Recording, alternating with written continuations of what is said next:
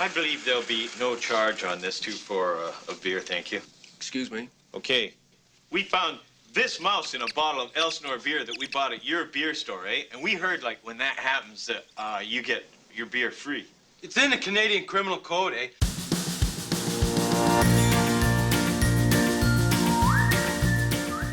Hi there, and welcome to Baseball by Design. I am SportsLogos.net minor league baseball correspondent Paul Caputo, broadcasting live, as always, from the Sunday Helmet Hall of Fame in my basement in Fort Collins, Colorado. Today, we are going to be talking about the Lake Elsinore Storm, who play in Lake Elsinore, California. Later on in this episode, I'll be speaking with Kim Cousins of the Lake Elsinore Valley Chamber of Commerce about the extreme sports culture in Lake Elsinore. And of course, Dan Simon will be here with one of his Studio Simon Stumpers. Before we get started, just a very quick note to say thank you so much to everyone who has taken the time to rate and review the podcast on Apple Podcasts or Spotify or anywhere that you listen to podcasts. One, I really super appreciate it. It's very kind of you to do that. And two, it helps us get the podcast out there and helps us with our rankings. Okay, enough of that. On with the show.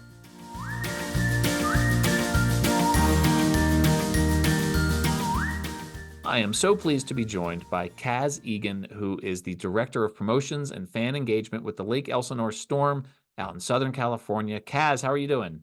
I am doing so well. Thank you so much for having me. Looking forward to finally getting on this with you. I mentioned you were the Director of Fan Engagement and Promotions, but also the on-field MC, which is I always love talking to on-field MCs because you guys have a very specific energy. Can you tell me, in a place that does not get a lot of rain, how come the Lake Elsinore Storm are called the Lake Elsinore Storm? That is a very good question. I think it all goes behind the eyes of the storm, and Mm. that's where the logo came from. But back in 94, when Storm originated, we didn't even have the eyes. So as far as Storm goes, I started in 2019 and I've only been rained out of 3 games and hopefully no more, knock on wood. Do you guys own a tarp? We do, but there are so many holes in it from just being sun rotted that we don't even use it, to be honest. Can you tell me about like this brand and these iconic eyes that everyone loves so much, and what that means to this team and this community? It's true. These eyes have almost become bigger than the team. We see rappers out in other countries wearing our baseball hat, and they might not even know who the Lake Elsinore Storm are, but these eyes have traveled everywhere. But back in '94, when the Lake Elsinore Storm started, the eyes weren't even in the logo. We just had that LE with the lightning bolt splitting down the middle in a little halo because back then we were part of the Angels organization. And then over in 2001, when we had new ownership, we became part of the Padres organization.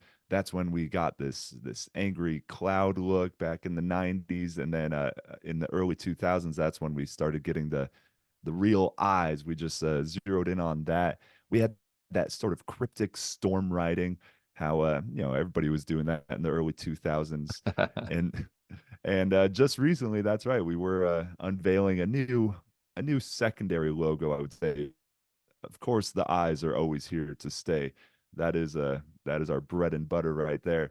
But we wanted to make the storm writing just updated, more family friendly. Took a lot of inspiration from Disneyland, Knott's Berry Farm, all Southern California staples, and we just kind of went with that. But yes, we're here with the eyes. We smoothed them out a little bit, and those aren't going anywhere. When I wrote about this logo for sportslogos.net back in the day, the story that we told there was that this community is into sort of like extreme sports, and there's kind of an intense culture there, and the sort of wacky, cartoony, kid friendly sports identities were not really appropriate for this place. So you still have this very serious brand, these sort of menacing eyes, and it's not, you haven't. I think maybe people were concerned when they saw that there was an update coming, that you were going to go, more cartoony, kid friendly, character based, that sort of thing, and instead, like you say, the eyes were not going anywhere. But can you tell me sort of like how this brand relates to the community in that way, and like this sort of extreme sports culture that's there? Exactly. Yeah. Part of the city's mission is Dream Extreme, we are the extreme sports capital of the world, including Lake Elsinore, Murrieta, especially Temecula. You know, there's a huge fighting community here, a huge motorsport community here, and we have that giant lake where everybody's wakeboarding. We have skydiving right down the road from the stadium. Everybody's coming from all over the world to skydive in Lake Elsinore. It's a beautiful area where you get to, when you're coming down. I mean, I've never done it because I am way too scared. But you're coming down, you're looking at the mountains, you're looking at the beautiful lake. It's just the perfect area for extreme sports, and it's just kind of built off that. So as far as a team goes, we play off that all the time. As far as promotions as well, we always go extreme, and the mean, angry eyes just kind of play into that. Absolutely. How has this revised type been received since you unveiled it? We were a little nervous at first, Yeah. but everybody seems to really love it because the previous type of storm was just a little hard to read almost, Mhm. and it was almost like a little graffiti-esque. But this one, much more friendly, much more engaging as well.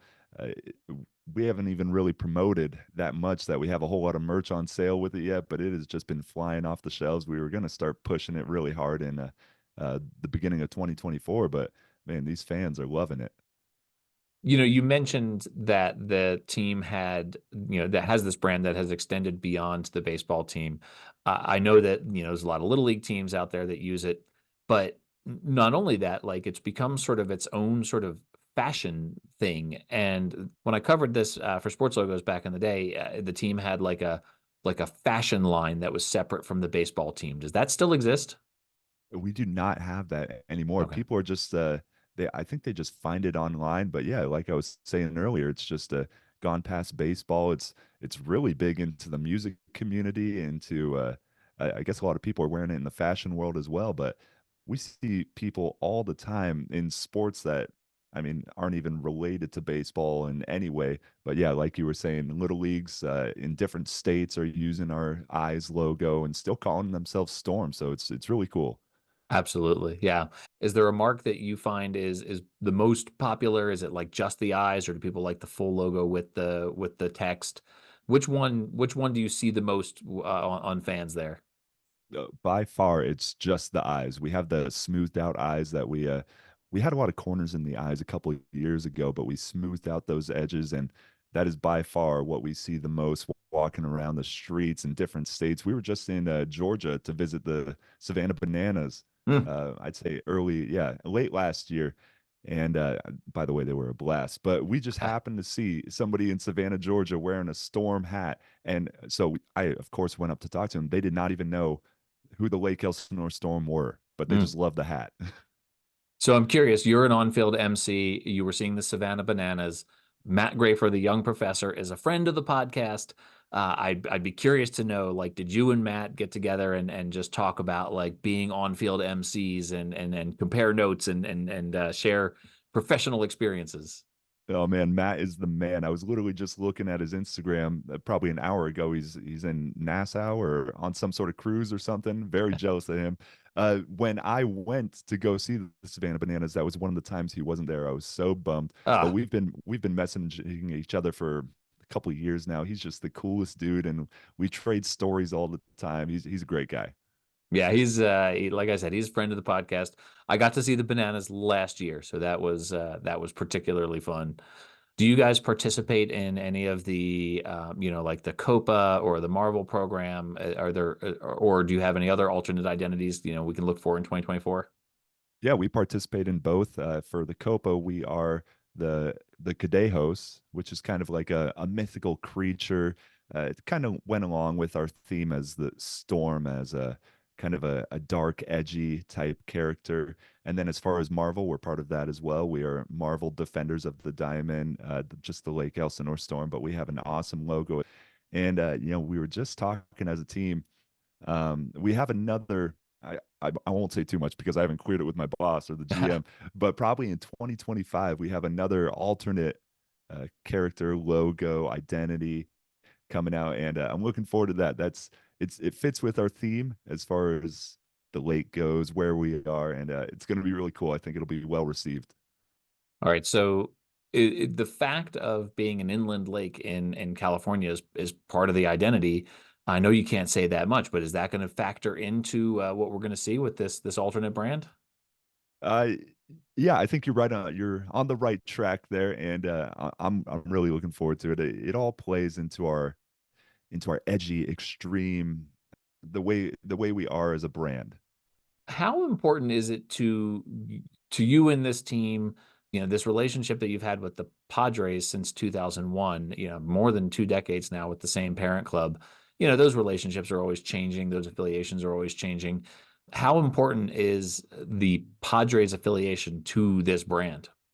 The Padres are seriously the best organization I could ever imagine working with. They are the best parent team that we are in contact nonstop with them. They're very responsive to all of us here down in Lake Elsinore. Plus, we're the closest minor league team in the Padres organization to Hmm. the San Diego Padres. So they're sending players down to us all the time, which selfishly, as a baseball fan, I Ah, love to see. We did not get Tatis last year, which I was a little bummed about. He went straight to Texas, but yeah, we're getting awesome players all the time, and we go to their games, they come to our games. It's a blast. So, as on-field MC, I mean, you have a special perspective here. Are there storm themed on-field activities that you do? Are there do you brand your on-field activities with storm-related items?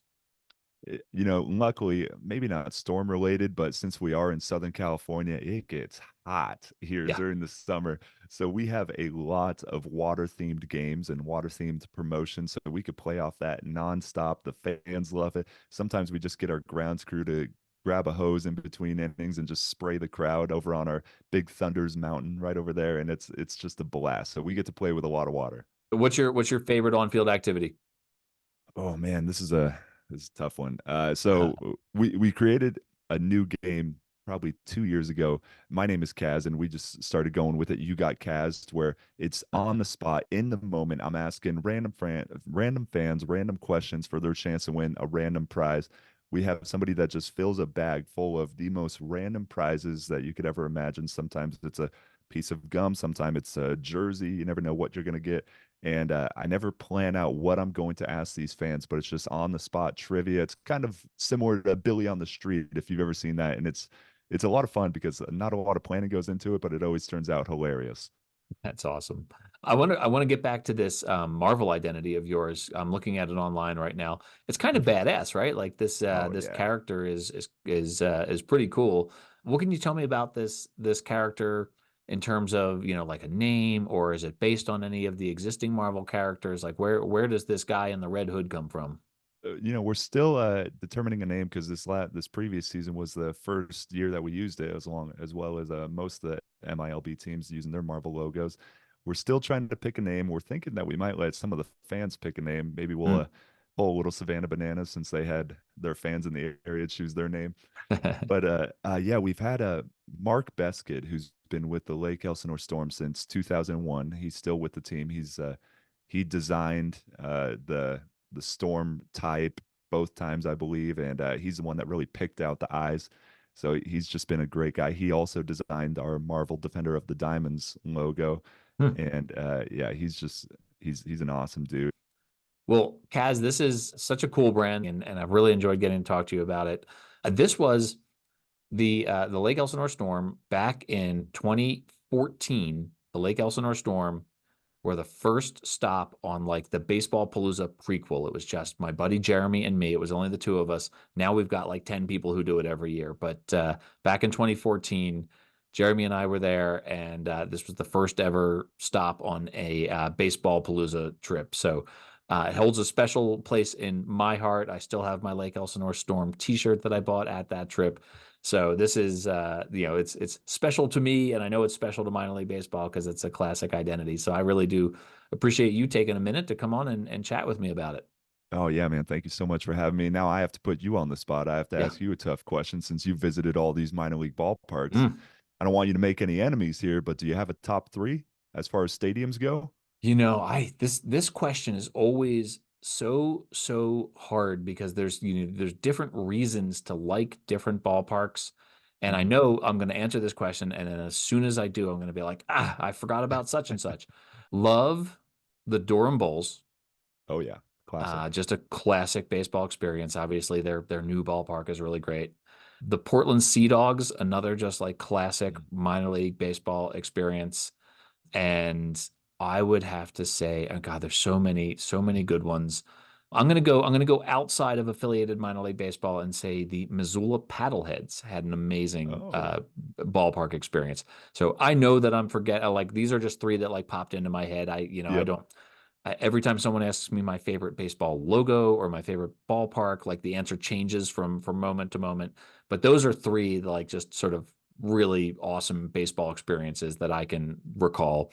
I will say too, I really did enjoy going to a game in Lake Elsinore. Is a Nice. beautiful spot for a ball game, and the surrounding setting is just a really distinctive part of the country, and I think it's something that everyone should go see. Oh, it's a blast, man. You haven't been since 2014, you said? No, well, 2014 was the first time, Oh, and okay. then I was there in 2021 as well, like Nice. right after COVID, actually. So yeah, so I've been twice and got a t-shirt both times. Nice, nice. Well, we've made even more updates to the stadium since then, so we got to get you back out. We'll have you throw out the first pitch. We'll make it real special. Holy smokes, you're really you're really putting the icing on the cake there with that offer. I appreciate that. I'll tell you the other thing I would love to see, and Mhm. maybe you can tell me if they've had this since 2021, that amazing logo on an ice cream helmet. I would love to see the Storm sell ice cream helmets with that logo on it. I am trying so hard to convince my general manager of that. Not yet, but we're getting closer. We're getting closer. So maybe 2024, 2025. Who knows? Well, the first pitch is very enticing. I will find a way to get back there because I love that part of the country. Kaz, thank you so much. I really appreciate your time and look forward to seeing you out on the field for our first pitch in Lake Elsinore. You got it. Thank you so much, Paul. Had a great time. All right, Kaz, take care.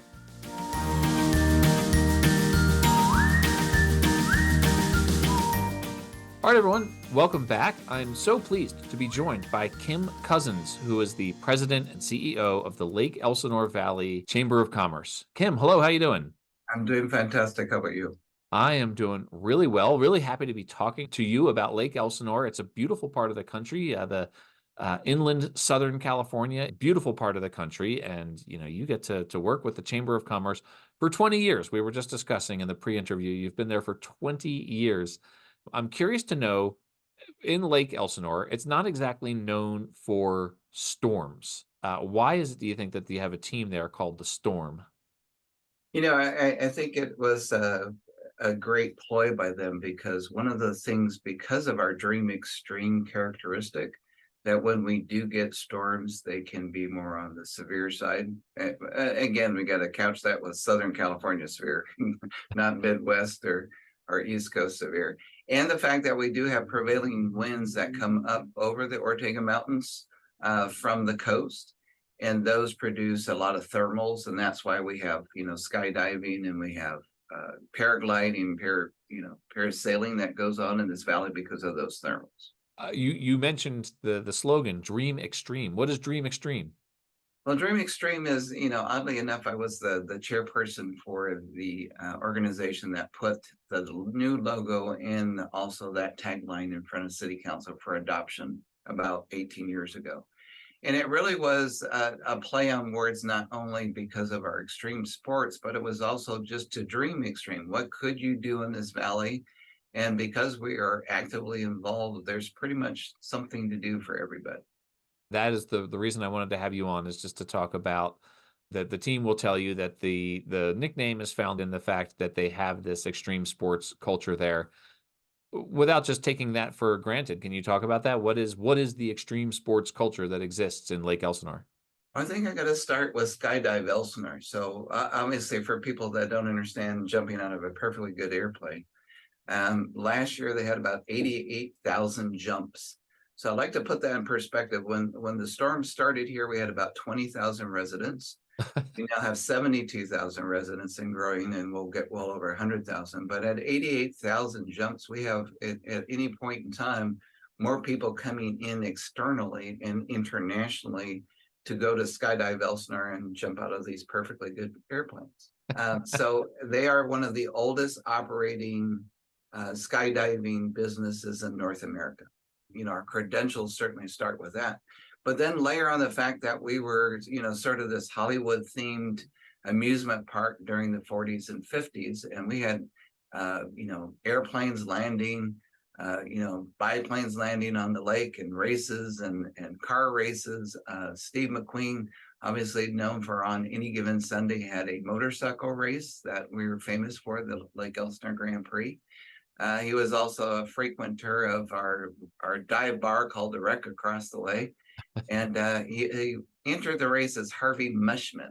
Nice. So that was his alias, so he could, you know, try and dissuade all the chasers and the gawkers. But so we do have a Harvey Mushman race that we have in honor of Steve McQueen. That's fun. And so when you couple that also with just the lake activities, and you know, from a laking standpoint, we're one of the few lakes in Southern California that have a high speed zone. So we actually about 7 years ago capped the speed limit on that lake.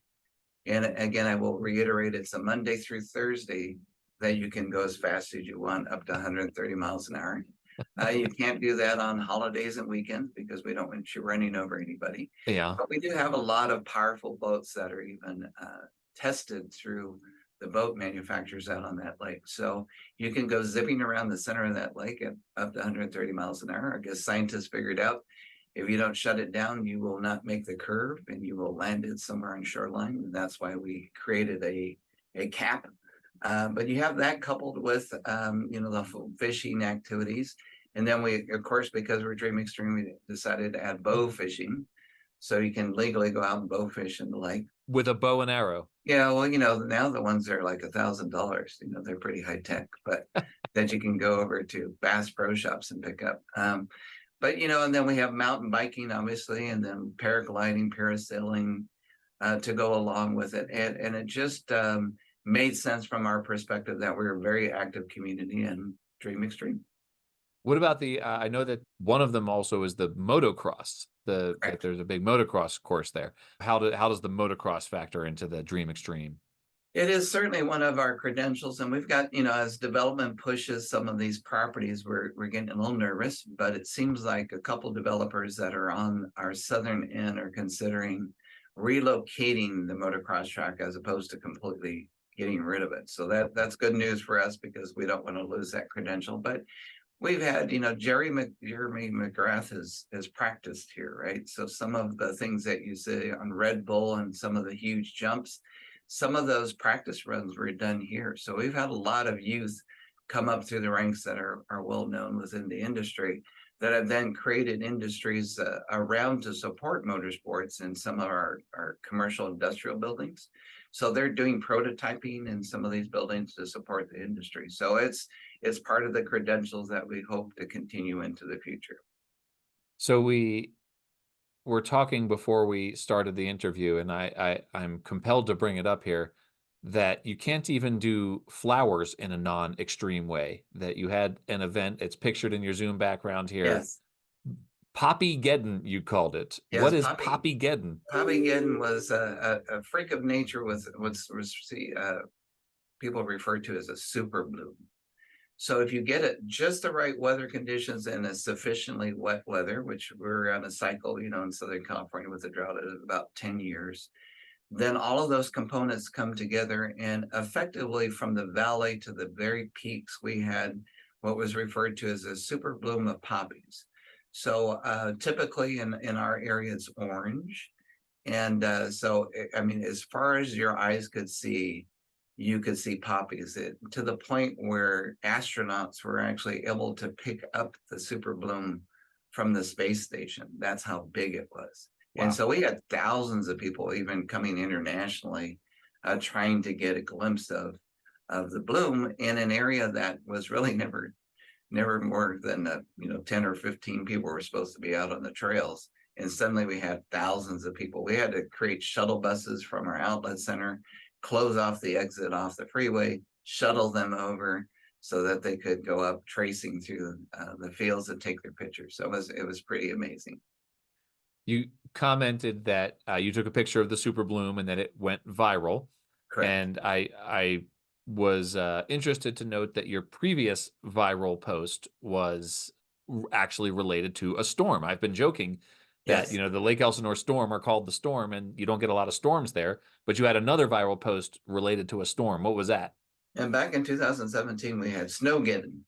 So that happens probably every 20 years in this valley where, we can every, 7, 8 years, we might get a light dusting.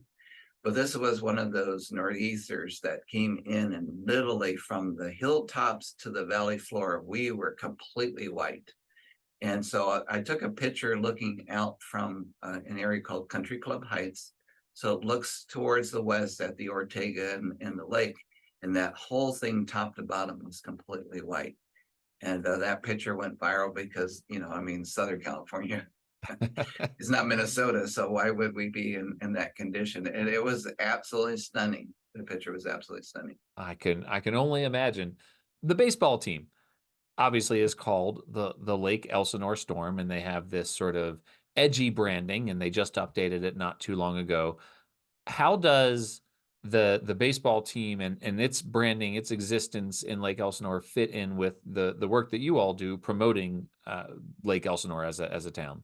It's one of those things that you're happy and you're thrilled about because they can go viral in many of their own posts. But the fact that they're associated with the San Diego Padres, we can jump on their coattails, right? So if I can glom onto some of their social media posts and I take a ride with them, then it's just great exposure for the community. And certainly, I know there's some people that like the Dodgers out there, but not this past season, but the season before when the Padres took the Dodgers out in the early round of the playoffs, and everyone was stunned because the Dodgers were fantastic. The Padres really didn't have the greatest record. It really bubbled up, and we had some international fame associated with that too. Now, the Storm itself, that logo is so popular that it's branded internationally, as well as even little league teams around the country have used that logo for their teams, and they outsell some of the major league baseball teams in merchandise. So we're very pleased with having them here in town for the past 21 years. It's been a great relationship. How do you feel like that very serious, because there's a lot of minor league teams out there have, these sort of fun, wacky cartoon characters as logos, and I love that. I mean, I love all the minor league teams and the logos. The Storm are obviously known for having a much more serious one, which is highlighted by these very serious eyes, these sort of scowling eyes, which are essentially the entire logo. How do you feel like that logo represents the town of Lake Elsinore? I think it's a perfect fit because we're edgy. We're not an overly serious community. We're very fun filled, very dynamic, and very engaging. So that edge sort of portrays who we are. That we're a great community to come and have some fun with your family. So There was, when they rebranded, they said they were going to make updates to that logo. I think everyone in minor league baseball was worried that there was going to be a change to those iconic eyes, no, and just a so little they tweak. were relieved. Did you have any interaction with the team on that? Like when they said they were going to rebrand, did you reach out and say like, "Hey, don't go crazy"? No. We let them alone. I mean, even people remember the instance where Ariana Grande was caught licking a donut in Lake Elsinore, and so my Storm friends had a promotion, and it was like a beanbag toss, but it was a big donut on Yeah. the field. So you were supposed to throw. So they had some gaming going on. If you turned in your Ariana Grande merchandise, if you surrendered your shirts or CDs, you got a free ticket to the game. And so their tagline was Lake Elsinore donut like Ariana Grande. And they're just they had a Charlie Sheen night. They're Yeah. just fun. I mean, it's tongue in cheek, and don't take yourself too seriously. It's a game. Baseball is a game, and it's just a powerful organization that knows how to market. I don't want to mess with. Absolutely. All right, I'll let you out of here on this. You personally, what are the extreme sports you like to participate in? Have you gone skydiving? Do you do the motocross? Do you go 130 miles an hour on the lake? I'm a need for speed, so probably some of my dream extremes shouldn't be reported because it's probably on the freeways and streets, because I'm a Mercedes a little fast, so I probably shouldn't do that. But yeah, I have skydive, tandem, obviously not solo. I'm not an expertise. I'm more on the age side of the equation, so I probably could break a hip coming down. Love to fish, love to boat, and certainly actively within the trail systems and things. So it's a beautiful valley with many opportunities to explore. Absolutely. I have loved both of the occasions that I was able to visit there. On both occasions, I went to a baseball game because that's what I do. I did not in Lake Elsinore. I did on my 50th birthday in Colorado go skydiving. So that's my one and only experience with skydiving. And yeah, it's exhilarating and terrifying. And I imagine with that scene in Lake Elsinore all around you, it would be a really amazing view to take in as you're plummeting to the earth. When you come back, we can throw you out of a perfectly good airplane with a gorgeous view. Yeah. That sounds great. Kim, where can people find the Chamber of Commerce or Lake Elsinore online? So LakeElsinoreChamber.com is the best place to go. We are certainly up on the Google ranking, so you'll find us right off. And then we have the similar page for the Facebook and Instagram. And that's the best place to locate us and dig in and find out a little bit of information. And all our contact information is on there if you need email or phone. Fantastic. Thank you so much for spending a few minutes talking to me about Lake Elsinore. This has been a ton of fun. I appreciate it. All right. Thank you. Have a great weekend. You too. Again.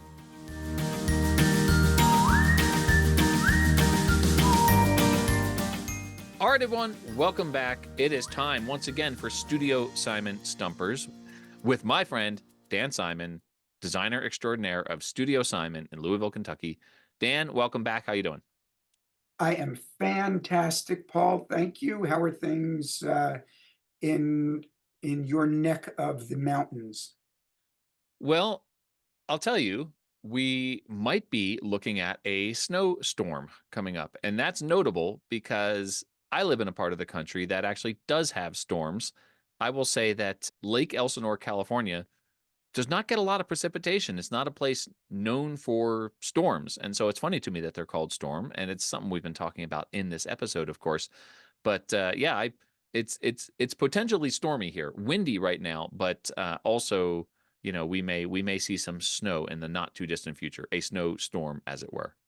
To your point about Lake Elsinore, obviously it's called Lake Elsinore because they have a lake there. Right. Named Lake Elsinore. Yeah.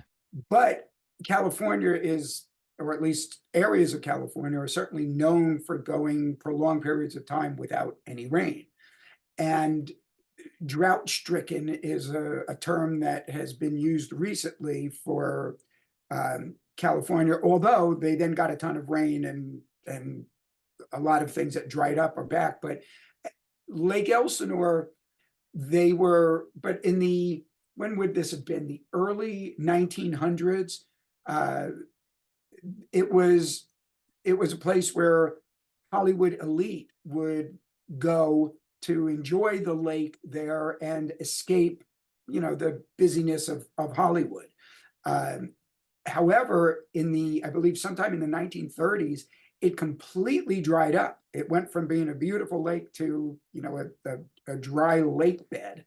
And all the celebrities left because it was no longer a destination to go to and enjoy. And then there was a great flood and it filled back up. As a matter of fact, it flooded and destroyed, houses in the downtown area. So it has ebbed and flowed.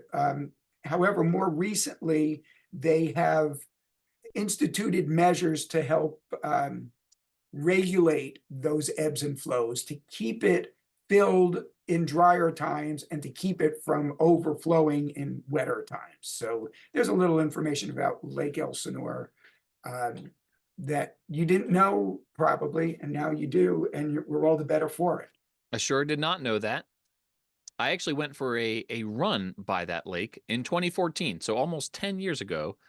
The very first stop on the very first, it was actually like the Baseball Palooza prequel. It was just my friend Jeremy and me, and the very first stop was Lake Elsinore, California. I flew to Los Angeles. We went to an In-N-Out Burger, And then we drove to Lake Elsinore, and that was the first of 4 baseball games in 4 days, which later, like I said, became the structure for Baseball Palooza. Well, I have made that very same drive a number of times myself, having lived in Los Angeles for 17 plus years. And Lake Elsinore is basically 100 miles from Los Angeles. It's about a 2-hour drive if you don't hit traffic. And I was excited when the team moved to Lake Elsinore in 1994. And I went to numerous games down there. Now, as we've established before, I am not privy to your interviews leading up to the Studio Simon Stumper segment, unless I happen to be the guest on that particular episode. So I do not know if you have discussed this, but in your discussions regarding the Lake Elsinore Storm, did you discuss their mascot at all? No. Okay. So do you know what their mascot is? Gosh, I've been to 2 games there, and I don't know what their mascot is. I can't conjure them. Well, their mascot is what the very first thing you would associate with storms. Their mascot is Thunder the Big Green Dog. That's right. I do. I think I have a picture with Thunder the Big Green Dog now that you mention it. Okay, and you would expect that to be the mascot, because I know when I think of storms, first thing I think of are big green Big Green Dog. So, but even though that's the first thing you think of when you think of storms, in the Lake Elsinore Storm's inaugural season in 1994, and until Thunder the Big Green Dog brought his bark to the park in 2001, the team had a different mascot, inspired by the Loch Ness Monster-esque cryptid that legend has it inhabits the nearby lake. Whoa. Okay, so with that in mind, our Studio Simon Stumper today asks, what was the name of this mascot? Was it A, Elsie? Was it B, Hamlet? Or was it C, Stormin' Norman? Elsie has a sort of Loch Ness feeling about it. So I don't know the answer to this. I very, very rarely do you come to me with a question where I just know the answer based on my own actual human knowledge. Elsie sounds very like Loch Ness Monster to me. What's the name of the Loch Ness Monster? Isn't it like something that ends in a Y, something like that? Lockie, Lassie, something? Nessie. Nessie, of course. So Elsie makes a lot of sense for that reason to me. Stormin' Norman, I think, would cause brand confusion, since there is already a Stormin' Norman. Hamlet, there must be a reason that that is included in this list. Maybe the reason is that that's the correct answer. I don't know what that would be. It would be a great name for a pig mascot. Yes, it would. So I don't think Stormin' Norman. It's kind of cute, but again, brand confusion. Hamlet, I don't get the connection. So there's probably surely there's some connection that I just don't get, that I'm missing. Elsie just sounds to me like the nickname or the name of a mascot that would have been introduced in 1994 for a minor league baseball team. Elsie sounds like Nessie. Maybe you're trying to throw me off there, but I'm just hemming and hawing, seeing if inspiration is going to strike right now. So I'm gonna take a guess and say, in order of probability, if I had to rank these, I would go Elsie, Hamlet for reasons that I don't know, and Stormin' Norman last. So your guess is Elsie. My guess is Elsie. Okay. Well, you said to me, surely there must be a reason for Hamlet. Yeah. And there is a reason, but I prefer that you not call me Shirley. Of course. Okay. You hung on to that one for a minute there. That you had that one in your back pocket for a minute. That's good. Okay. Here's the reason for Hamlet. Oh boy. Which is the correct answer. Come on. See, you were sussing, and you sussed correctly, but you couldn't come up with the reason. Yeah. The reason the mascot was named Hamlet is because Lake Elsinore is named after the lakeside Danish village from Shakespeare's Hamlet. And the Loch Ness Monster-esque cryptid, that legend has it inhabits Lake Elsinore, is referred to by locals as both Elsie and Hamlet. So the team could have gone with either one of those.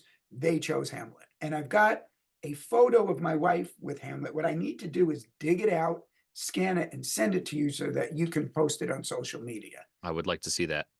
Post it along with photo of you with Thunder the Big Green Dog. That's true. Yeah, I got to go find that one as well. I should have made the Elsinore, at least Elsinore Shakespeare connection. It's there in the back of my brain, thanks to, of all things, the movie Strange Brew, where the guys interact with Elsinore Brewery. The movie Strange Brew is basically based on Hamlet, right? And they got Strange Brew with Rick Moranis. Yeah, Rick Moranis and Dave Thomas, not Wendy's Dave Thomas. It's loosely based on a Shakespeare play, and that's why the brewery where they get the job and they almost drown in the vat of beer is Elsinore Brewery. And so I don't know. I'm mad at myself for not making that connection to Hamlet now, but maybe I shouldn't be mad at myself, because it would have been a long way to go from the Lake Elsinore Storm to Strange Brew to Elsinore Brewery to Lake Elsinore to Hamlet. I don't know. Maybe that would have been too much. Well, I think so, but it was there in the deep recesses of your mind, and you were able to retrieve that information. So you could have done it. You could have done it. Yeah. Elsinore Brewery. And now I want to go rewatch Strange Brew, which is one of the all-time greats.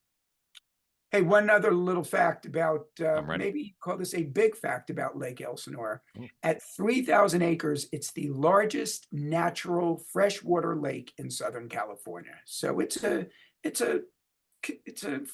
considerable lake. And the namesake for the Los Angeles Lakers basketball team. Okay, maybe not that. Dan, this has been a fun one. Thank you so much for bringing another great Studio Simon Stumper to Baseball by Design. Everyone go follow Dan on Instagram at @studio_Simon.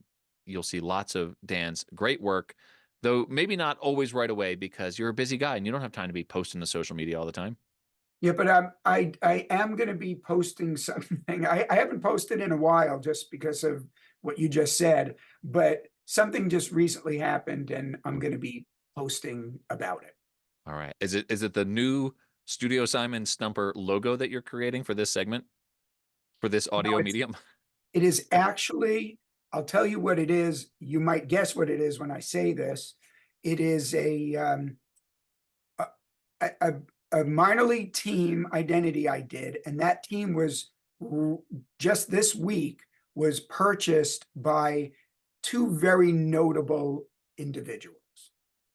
Is one of those individuals one of the Ghostbusters? One is indeed one of the Ghostbusters. Well, go check out Dan Simon's Instagram page to see what we're talking about. Dan, thanks very much. Have a great week. We'll see you next week for another Studio Simon Stumper. See ya.